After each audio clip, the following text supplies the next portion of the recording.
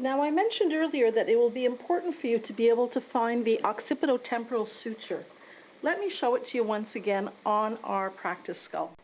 Now, the occipito-temporal suture is this important area here.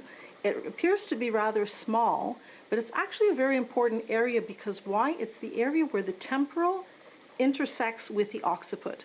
And we'll see later in the course why this is a very important area to treat and a very important suture to decompact.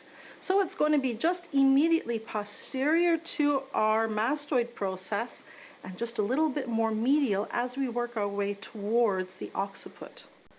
So in terms of locating it on your client, very often what you're going to want to do is find the area of the mastoid process, and then follow along with your finger. Very often you're going to go into the hairline, and it's going to be approximately here. It's going to feel like a little bit of a notch under your finger. And as I mentioned earlier, all sutures have sensitivity. They're lined with sensitive connective tissue. So all you have to do is just follow very gently and press along, and your client will very easily be able to tell you, oh, yes, that area is sensitive. It'll feel like a little bit of a notch under your finger, and you know that you've come to the occipito-temporal suture.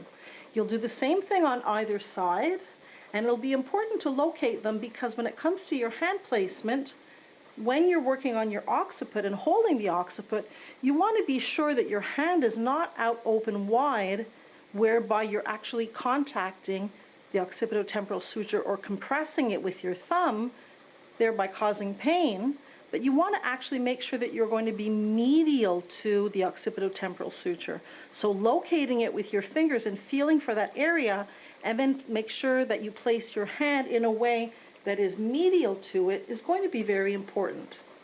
Next, I'm going to show you what the occiput would look like from behind, and even though we don't often treat a patient in a seated position, it'll give you a better view of where the lambdoidal suture is located.